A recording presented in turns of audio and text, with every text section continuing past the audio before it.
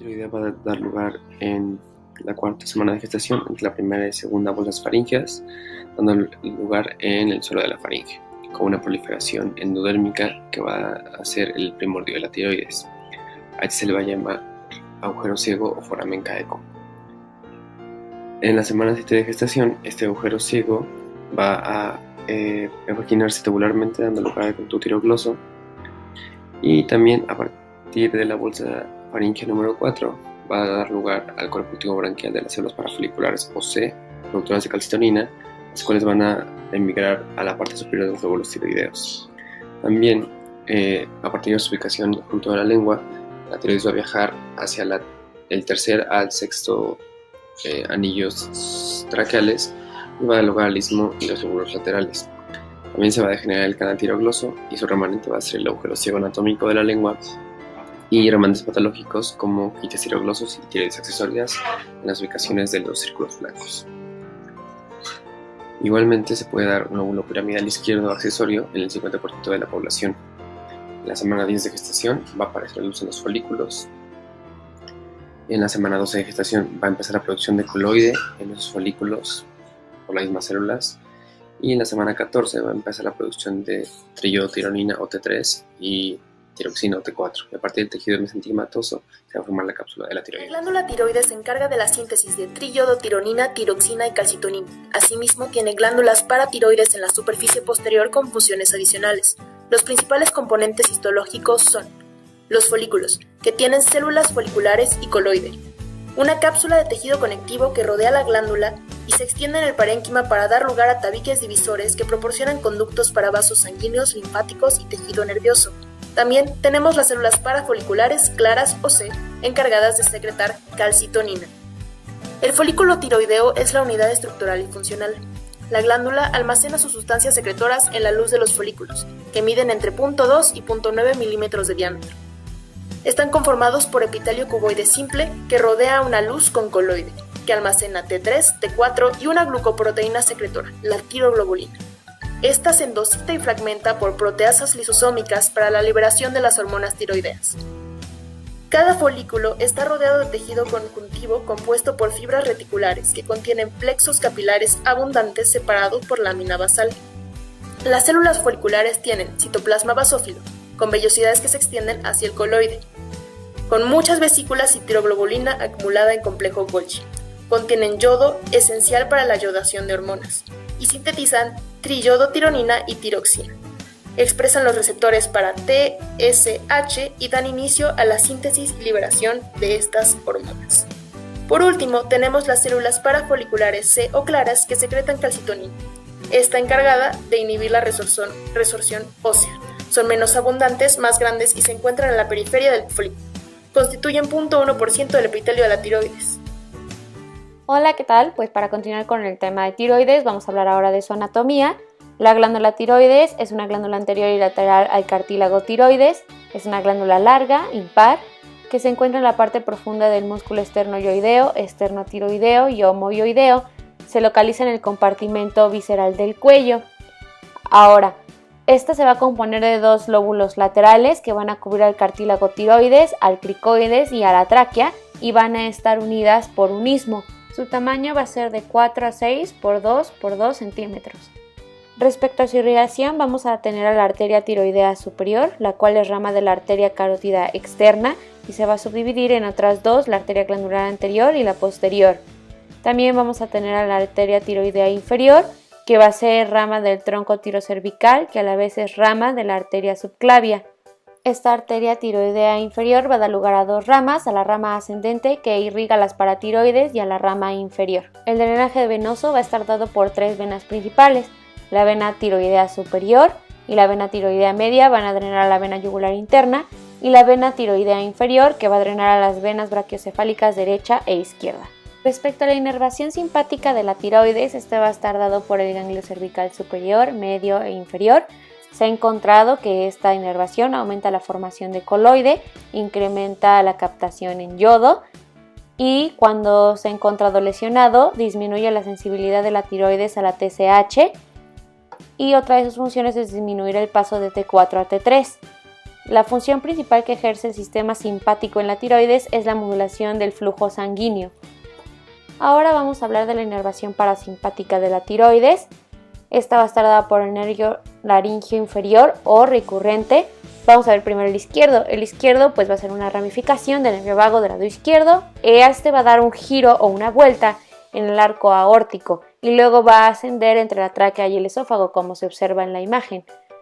Mientras que del lado derecho vamos a tener que va a dar un giro en la arteria subclavia y va a ascender entre la tráquea y el esófago. Ahora, hay casos donde no vamos a tener esta recurrencia, este giro, simplemente va a descender y se va a originar. Esto nos va a dar origen a un nervio laríngeo inferior no recurrente. Y este caso sucede en una de cada 100 a 200 personas. Ahora, este nervio laríngeo recurrente va a entrar en la superficie posteromedial de la tiroides y va a entrar hacia la laringe, al margen constrictor de la faringe. Este nervio laríngeo inferior o recurrente va a inervar a la mayoría de los músculos de la laringe, a excepción del músculo cricotiroideo que lo inerva el nervio laríngeo superior. Como ya se había mencionado, el nervio laríngeo inferior va a dar inervación a los músculos intrínsecos de la laringe, con excepción del músculo cricotiroideo. Su función va a ser abrir, cerrar y ajustar la tensión de las cuerdas vocales.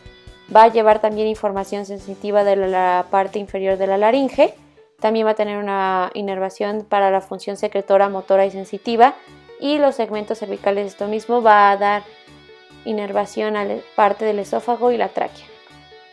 Ahora vamos a mencionar qué es el ligamento de Berry. Básicamente es un ligamento que va a sostener a la tiroides y el nervio laríngeo recurrente entra al músculo cricotiroideo a nivel del cartílago cricotiroideo, pasando primero por este ligamento que es completamente suspensorio. Y ahora tenemos el fun fact del día. La glándula tiroides es la glándula endocrina más grande del cuerpo. Ahora les vamos a hablar sobre la fisiología de la glándula tiroides. Con el fin de mantener una actividad metabólica normal en el organismo, es esencial una secreción constante a una cantidad adecuada de hormona tiroidea, por lo que existen mecanismos de retroalimentación que operan a través del hipotálamo, secretando tiroliberinas que llegarán por las venas porta-hipofisiarias a la parte anterior de la hipófisis, regulando la secreción tiroidea. Tenemos diversos factores que van a actuar en la regulación de hormonas tiroideas. El aumento de la hormona tiroidea de hasta 1.75 veces por encima de los valores normales provoca una inhibición en la secreción adenohipofisiaria de tirotropina, representando un efecto directo sobre la adenohipófisis. La unión de tirotropina con sus receptores específicos de la membrana basal en la célula tiroidea activa la adenilato ciclasa de la membrana, incrementando la formación de AMP cíclico en la célula, que posteriormente actuará como segundo mensajero, activando la proteincinasa, dando como resultado un aumento inmediato en la secreción de hormonas tiroideas y un crecimiento prolongado del propio tejido de la glándula. Así también encontramos que al elevar la proteólisis de la tiroglobulina almacenada en los folículos, las hormonas tiroideas se liberan a la sangre circulante y se disminuye la sustancia folicular. La síntesis de la hormona tiroidea comienza con el yodo circulante en el plasma sanguíneo, que entrará a las células foliculares mediante un simportador de yoduro de sodio, encargado de cotransportar el ion yoduro a lo largo de 2 iones de sodio a través de la membrana vasolateral de la célula. La energía necesaria para el transporte de yoduro proviene de la bomba sodio-potasio adenosina trifosfato o ATPasa. Esto origina el atrapamiento de yoduro hasta que la concentración de la glándula supere en 30 veces la de la sangre. Posteriormente, el yoduro es transportado afuera a través de la membrana apical mediante una pendrina. Otro mecanismo que se lleva a cabo de forma intracelular es la formación y secreción de tiroglobulina por la célula tiroides. Esto ocurre por acción del retículo endoplásmico rugoso y posteriormente por el aparato de Golgi, que sintetizan y secretan hacia los folículos una molécula glucoproteica con un peso aproximado de 335.000 daltons llamada tiroglobulina. Después de que la tiroglobulina y el ion yoduro pasan al coloide, el ion yoduro se oxida y ocurre la organificación y la yodación. Posterior a esto, se origina la liberación de tiroxina y triiodotironina de la tiroides. Aquí encontramos que la superficie apical de las células tiroideas emite extensiones en forma de pseudópodos que rodean pequeñas porciones del coloide, a lo que conocemos como vesículas pinocíticas. Los lisosomas del citoplasma celular se funden con estas vesículas, formando otras vesículas que contienen enzimas como las proteinasas que digieren las moléculas de tiroglobulina y liberan la tiroxina y triiodotironina que se difunden a través de la base de la célula hacia los capilares pasando a la sangre. Para la formación de hormonas tiroideas se necesita la forma oxidada del yodo, que depende de la enzima peroxidasa encontrada en la membrana apical y su peróxido de hidrógeno acompañante. La unión del yodo a la molécula de tiroglobulina se conoce como organificación de la tiroglobulina. Una molécula de tirosina se yoda primero a monoyodotirosina y después a diyodotirosina, y en los siguientes minutos estas se acoplan para obtener como principal producto a la tiroxina. Durante la digestión de la molécula de tiroglobulina, se da lugar a la liberación de tiroxina y triiodotironina. Estas tiroxinas yodadas se liberan a las moléculas de tiroglobulina, pero no se secretan a la sangre, sino que el yodo que contienen se separa por acción de una enzima desyodasa, que recupera todo este yodo para que la glándula lo recicle y forme nuevas hormonas tiroideas. Se ha comprobado que la ausencia congénita de esta enzima desyodasa muchos de los afectados sufren un déficit de yodo que se debe al fracaso de este proceso de reciclaje.